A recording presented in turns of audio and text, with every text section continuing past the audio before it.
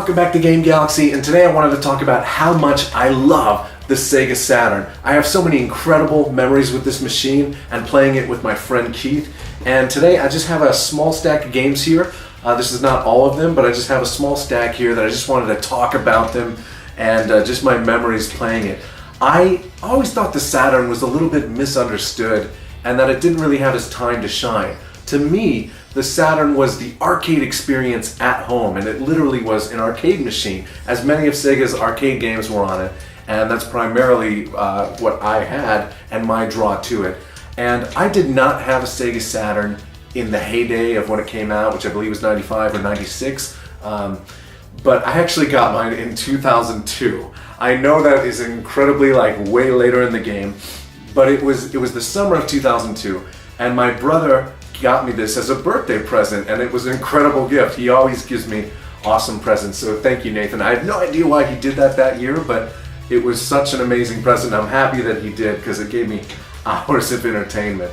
So starting with this, there's the long box games, but I have a couple of CD games here, and I have to start with the original Virtua Fighter, and I have two versions here. There's the original Virtua Fighter, and this one has a little bit more polygons than this one, and this other version is Virtua Fighter Remix, which kind of has some updated graphics, and I believe maybe some of the upgrades that Virtua Fighter 2 has. But I first saw Virtua Fighter in an arcade that was a part of an amusement center where there was mini golf and go-karts. It's this place called Haunted Trails in Joliet, Illinois.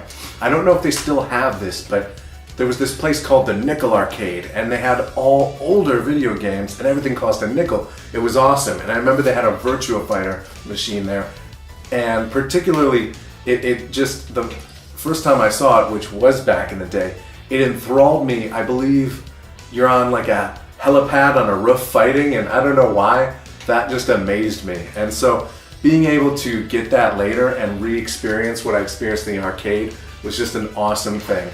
Now, here's my face, you can see I'm getting happy. Here's my number one awesome favorite thing with the Saturn is the Virtua Cop. And I got Virtua Cop 2 here, so I'm gonna do this in one go. I cannot tell you, if there's any game that I played the most of on the Sega Saturn, it would be the Virtua Cop games. These, for my friend Keith and myself, were incredible. We just loved it. We loved light gun games. And being able to have that arcade experience at home with the Sega light gun, and I also had an off-brand one, was just absolutely incredible. And I'm telling you, it must have been that summer of 2002.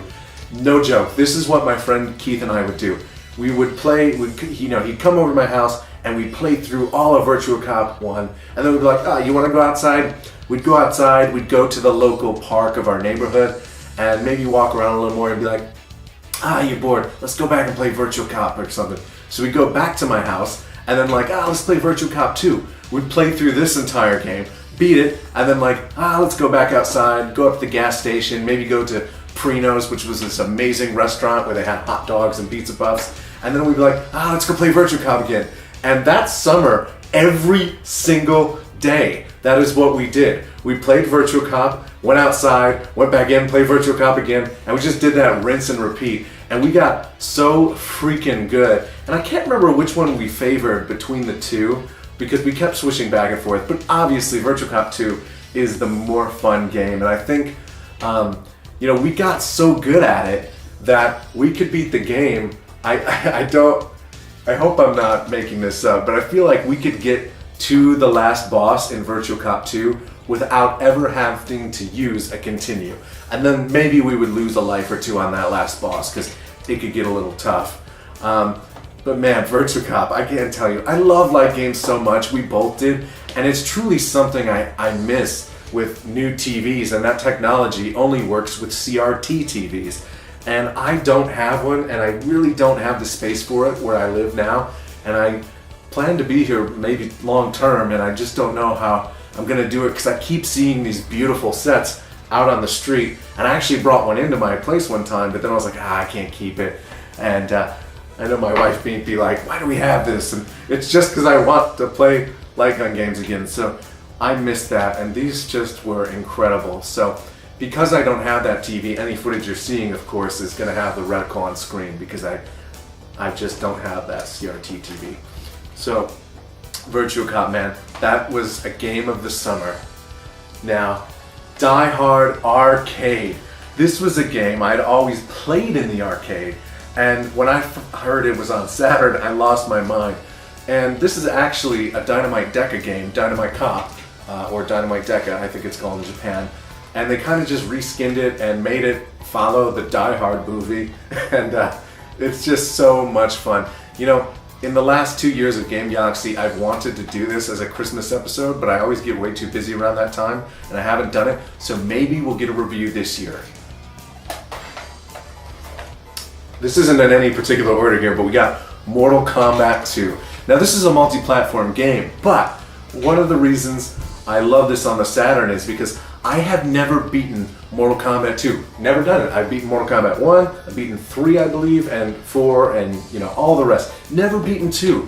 Because number one, I think this game is so cheap. I think the computer throws you when you shouldn't be able to be thrown. But anyway, one perk I think the Saturn has is actually probably a negative against it. But my character that I love playing as is Sub-Zero. And when I would do his freeze ball, it would kind of like make the Saturn freeze for a second. And it just made the game a little easier because it would freeze and I'd get a little more time to react, and then I'd be doing it. But I was never able to beat whoever the tiger guy that was Goro's spot from the first game before the end. I could never beat that dude. I tried and tried and tried, and I raged. But I always loved playing it because it was just an incredible step up, and being on the Saturn was great. And playing fighting games with the Saturn pad was absolutely the best, and it's my favorite still to play fighting games on. Street Fighter Alpha 2 is the best on the Sega Saturn, I think, and and especially for using this controller. But we'll get to that down the line here. What's the next one? Virtua Fighter 2. This, I believe, was the game that maybe came with the system when I got it, along with Virtua Cop. But I loved it because it had that touch of just like smooth 60 frames per second gameplay, and just was really, really, really fun. And Virtua Fighter on the base level seems simple, but it's actually, each character has moves and it's a little nuanced, and it's one of those games, it's kind of like Tekken, where on the surface you think, this is just not very advanced, but if you put time into your character, you could do some really great things. And I love playing as Cage, and this was always just a fun game to throw on, and I played it over and over and over again. Shining Force 3. Sega, you need to re-release this game. I know nobody at Sega's ever going to see this video, but they need to re-release this, because we only got, apparently there are 3 scenarios of this game, and this is Shining Force 3 Scenario 1, and this is the only one North America and the Western world got. But honestly, I love Shining Force 1 and 2. The original Shining Force was the original RPG I ever played, and I was so excited to play this. But the problem is, there's a little watch battery inside here that saves your save game, but mine was dead. So I had played my first time very far and thought I would, save my game, and then it didn't hold because the battery was dead. So I replaced the watch battery, and I probably replaced it 2 or 3 times in this thing, and it still dies. Now, I have an action replay card that allows me to play imports, and you should be able to save games on that, and for whatever reason, unless I'm stupid, when I tried later, I was having problems saving it to the cartridge. So the point is, I've never been able to comfortably save my game playing this, so I've never experienced Shining Force 3. And it's a shame, and I kind of hope they re-release it somehow, or at least on PSN and Steam or something. Let us play these games, because I'm sure it's incredible, or at least a good strategy RPG game. So I'm really sad about that. Street Fighter Alpha 2. This, like I just said earlier with Mortal Kombat, in my opinion, is the greatest version of Street Fighter Alpha 2. It's arcade perfection, and like I said, playing it on the Saturn pad is just perfection. It's so great. What I've always loved about Sega pads is they have that little diagonal swivel, and it's super easy to do the semicircle moves, and just feels so right. And I played Street Fighter Alpha 2 over and over and over again, this still remains one of my favorite Street Fighter games of all time. And I have to admit, I have not played Street Fighter 4 or 5, and I really wasn't much of a 3 guy. It kind of scared me when it came out, and I remember seeing it in arcades even back in the day, and it just felt so different from Street Fighter 2. I never was really able to accept it, but Alpha 2 to me is Street Fighter perfection, and it's just absolutely the best on the Saturn. Fighting Vipers is a really interesting game that I actually got acquainted with this series on the Dreamcast with Fighting Vipers 2. And the appeal of this game for me was that the characters were goofy, but I love that you could shoot your enemies through the walls and send them skyrocketing out of the ring like it was Dragon Ball Z or something. So I had fun playing this. Admittedly, I think Fighting Vipers 2 is a much better game, but this is just, you know, it's just, I can't put up my finger on it other than that it's just that Saturn fighting game feeling to perfection. And this era of 3D fighting games were great. You had all kinds of stuff like Battle Arena, Toshinden, Soul Blade, you know, Soul Calibur came later, and I think Tekken, you know, all those, they're just fantastic. Cyber Speedway. This game isn't like a gem or anything, but I got into it because if I remember correctly, it has a little bit of a story mode or a campaign, kind of like Mega Race in a way, if anybody remembers that old PC game. But I really got into Cyber Speedway. It's really, really hard though, if I remember correctly as well, and it can get frustrating. But it's one of those games where like the difficulty doesn't piss you off. And I'm someone who gets angry at video games really easily. But this was something where like you lose, but you feel compelled to just do better. And so Cyber Speedway, I recommend it. You know, it's a futuristic, you know, fun kind of racer, and I've always loved futuristic racers as well. So we're coming down to Maximum Force. This is another game I originally played in the arcades, and so when I found out I was on Saturn, I had to have it. Absolutely wonderful game. Among Virtua Cop, this was another one we played. My friend and I, Keith, played quite a lot during that same summer. I call it the summer of light gun shooters.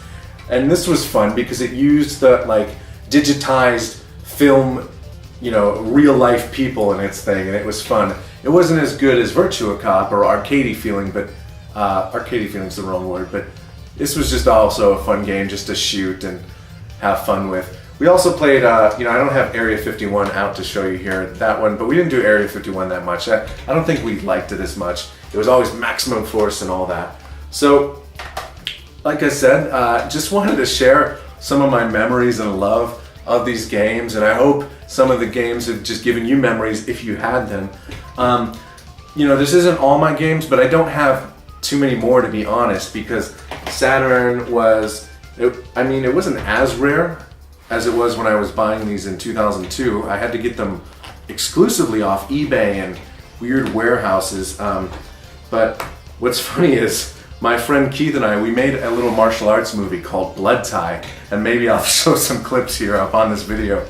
But we sold the movie around school for $5. Well, I don't know if Keith knows this or not, and I don't think he would mind because all the entertainment we got from it. Basically, I always ended up getting all the money, and all the money went to buying Sega Saturn games off eBay or paying my brother and my dad to get it off eBay. But sadly, I don't play my Sega Saturn that much anymore. It's not hooked up because I feel sad that a lot of my joy with it was the light gun games, and I don't have a CRT TV, so I don't play it. And you know, that makes me sad. I hope one day that I could have one of those sets again and to be able to experience that.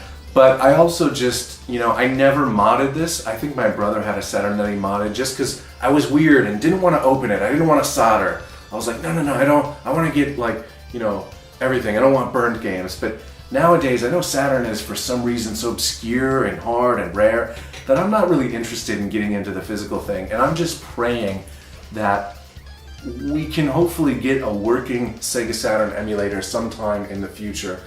And if anybody knows if there is a success, I know there's like Yabase or something that's been existing, but I don't know how well it works. If anybody knows of anything, how it's working, please let me know. But that's what I would probably love. And this for me, you know, and I feel like I'm a hypocrite sometimes, because sometimes I talk against collectors or people. Well, you know, I stand by what I say. I talk against people who just collect to collect. I think that's weird, you know, if you just want to do it. I, in a sense, collect and still have this stuff because it means something to me. It's, you know, well, if you were talking bad about collectors and hoarding, like, why don't you get rid of it? And it's like, well, it's because it's sentimental to me, and I love it. And there is a spider coming down right here in front of the camera. You probably can't see it. I'm gonna kill him. I don't like spiders. Okay, so regrettably, one of the games I've always wanted to play on Sega Saturn, and I only ever had a demo disc of, was Panzer Dragoon.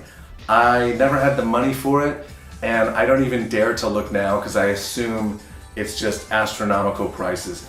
But I really wish I could play Panzer Dragoon 1 and 2 and Panzer Dragoon Saga. They sound incredible. And, you know, maybe Sega would release these somehow in the future. I doubt it. I really wish. But hey, there's all kinds of rumors about Sega coming back, so we'll see what happens. But, you know, Sega Saturn, if you are, you know, have the money and the desire to get it and have a CRT TV, I suggest it. It's an incredible arcade experience that is incredibly fun. And I feel like, though, and maybe I'm a little biased because of my memories, it's a system to enjoy with another person and a great one to just have someone around. So I'm battling on and on, but thank you very much for watching. I hope you enjoyed this video, and I'll see you next time.